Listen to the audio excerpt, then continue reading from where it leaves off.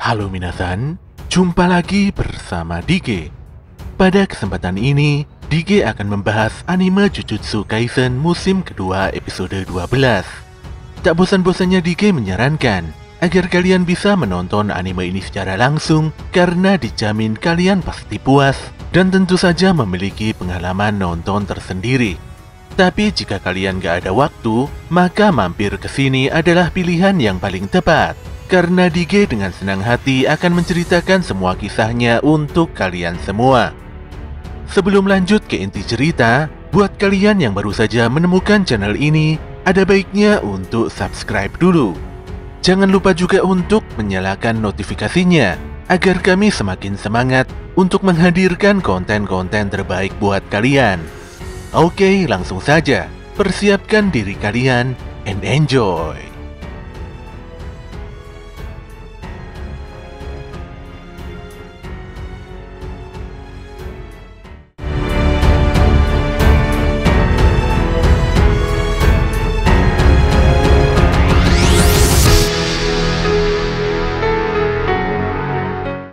Waktu saat ini menunjukkan pukul 21.44. Nanami nampak berjalan pelan menuju pintu keluar samping nomor 13 di stasiun Metro Shibuya. Dia pun sangat terkejut ketika menemukan Ijiji tergolek lemah dan tidak berdaya di atas jembatan penyeberangan. Dia lantas mendatangi Ijiji yang bersimbah darah. Raut wajahnya terlihat begitu serius seakan memendam kemarahan yang sangat mendalam. Di jalur kereta bawah tanah, Mei Mei membuat seorang pengguna kutukan yang bernama Niji Ebina benar-benar ketakutan.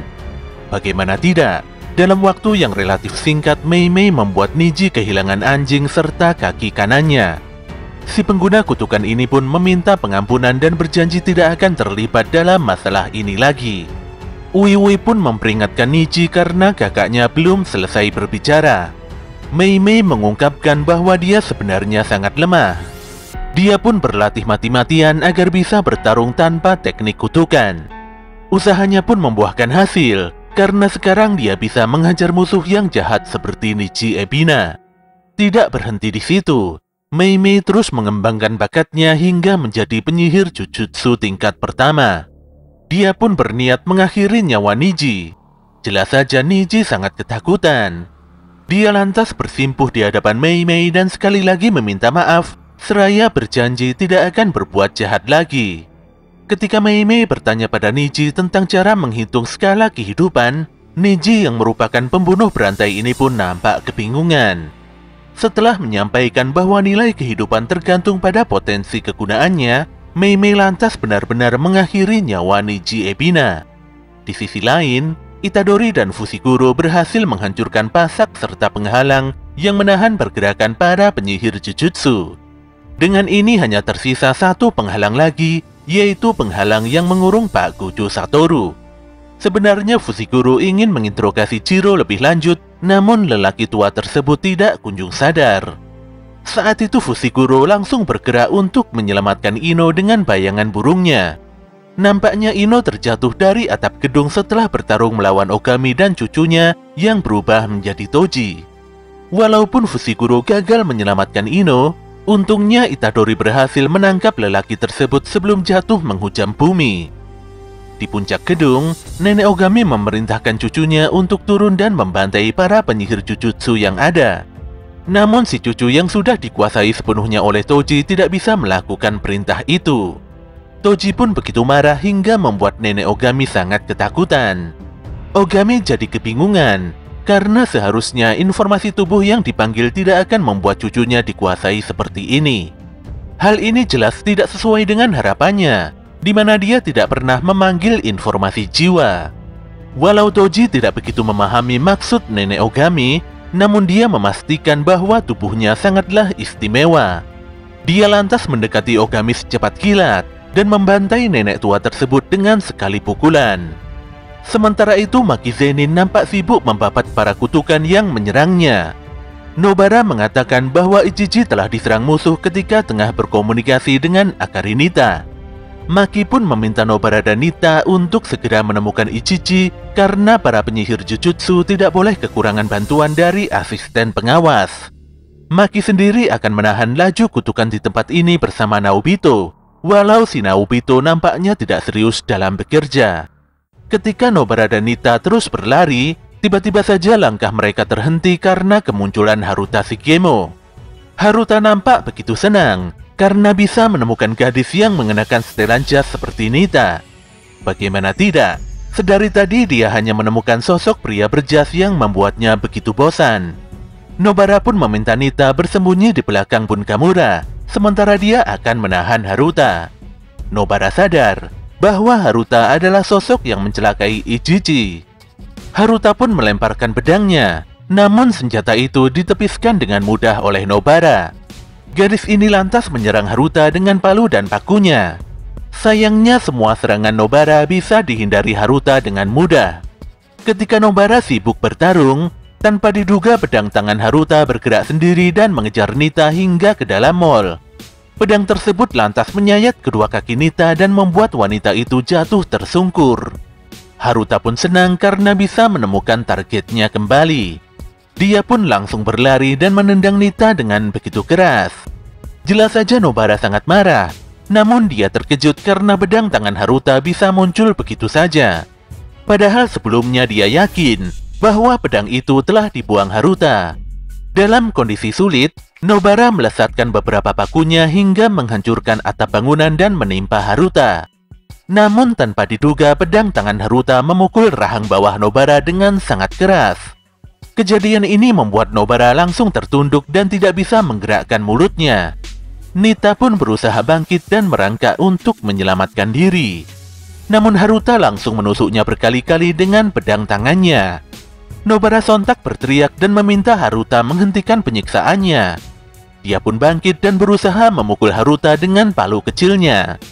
Sayangnya dia tersungkur dan kesulitan untuk sekedar berdiri. Ketika Nobara kembali bangkit dan menyerang Haruta, saat itu juga kaca mall tiba-tiba hancur berantakan. Ternyata yang menghancurkan kaca tersebut adalah si Nanami. Wajah Nanami nampak serius dan masih menyimpan amarah yang sangat mendalam. Dia lantas melepas dasi dan mengikatnya pada tangan kanannya. Haruta pun meminta Nanami untuk menyadari kondisinya, apalagi dia telah menyandra manajer Nita. Namun dia begitu kaget setelah menyadari bahwa Nita telah kabur menaiki tangga berjalan atau eskalator. Belum selesai rasa kagetnya, tiba-tiba Nanami sudah berada tepat di belakangnya. Dengan serius, Nanami bertanya pada Nita tentang jumlah dan persenjataan kelompok Haruta. Tentu saja Haruta tidak mau menjawab dan pura-pura tidak tahu. Saat itulah Nanami menonjok muka Haruta dengan begitu keras. Saking kerasnya, pukulan Nanami membuat Haruta terjungkal beberapa meter. Haruta pun sadar bahwa dia pasti mati jika tidak menggunakan teknik kutukannya. Dia pun berusaha kabur dari Nanami. Namun Nanami langsung menjambaknya, dan dia kembali bertanya tentang jumlah dan persenjataan aliansi Haruta. Dikarenakan tidak mau jujur, Nanami pun meninju perut Haruta hingga dinding di belakangnya retak begitu parah. Dalam perjalanan ke tempat ini, Nanami menemukan banyak asisten pengawas yang tewas terbunuh. Sambil mencekik Haruta, Nanami begitu yakin bahwa itu semua adalah perbuatan Haruta. Merasa tidak berdaya, Haruta pun lantas menangis dan meminta maaf. Saat itulah Nanami melepaskan cengkeramannya.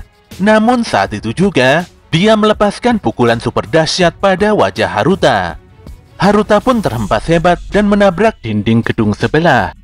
Nobara sangat terkejut melihat kekuatan mengerikan Nanami. Level kekuatan Nanami yang merupakan penyihir Jujutsu tingkat pertama begitu berbeda dengan dirinya. Setelah itu, Nanami lantas mengajak Nobara untuk segera menemukan Nita. Di waktu yang sama, Mei Mei bertemu dengan Kenjaku di sudut lintasan kereta. Saat ini Mei Mei masih belum sadar bahwa sosok di hadapannya bukanlah Geto Suguru. Dia pun bertanya-tanya, mengapa Geto masih hidup? Padahal dia yakin bahwa Gojo telah mengakhiri nyawa Geto. Ataukah mungkin semua kekacauan ini timbul akibat dari perseteruan Gojo dan Geto? Namun dia tetap yakin bahwa Gojo adalah yang terbaik.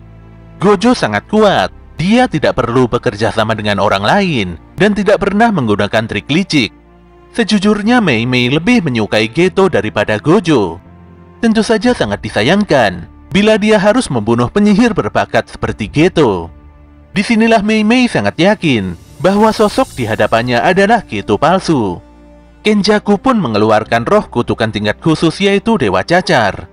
Jika Mei Mei berhasil mengalahkan roh kutukan Dewa Cacar, maka Kenjaku akan menjadi lawannya. Sedetik setelah Kenjaku pergi, Dewa Cacar langsung menyerang Mei Mei dengan perluasan domainnya. Roh kutukan ini lantas mengurung Mei Mei di dalam peti mati dan menghujaminya dengan batu super besar. Untungnya Mei Mei berhasil menghancurkan peti dan batu itu dengan kapak besarnya. Dia jadi sangat bersemangat, karena sudah beberapa tahun ini dia tidak menemukan lawan yang bisa membuatnya merasa terancam. Di dalam mall, Nanami dan Nobara berhasil menemukan Akarinita. Nanami menyampaikan bahwa Ichichi masih bertahan, karena sedari awal dia adalah penyihir Jujutsu yang bertekad baja. Nanami meminta Nobara dan Nita menunggu balapan tuan di tempat ini. Dia pun berencana untuk bergerak ke basement lantai 5 stasiun Shibuya bersama klan Zenin. Dengan tegas, Nanami tidak mengizinkan Nobara ikut serta, karena gadis ini pasti hanya menjadi beban saja. Sementara itu di dalam stasiun Shibuya, Itadori terus berlari menuju basement lantai 5. Ketika menuruni eskalator, tanpa disangka Itadori bertemu dengan Choso. Tentu saja Choso langsung menggertakkan giginya. Dia lantas menyiapkan teknik manipulasi darahnya untuk membalaskan kematian adik-adiknya.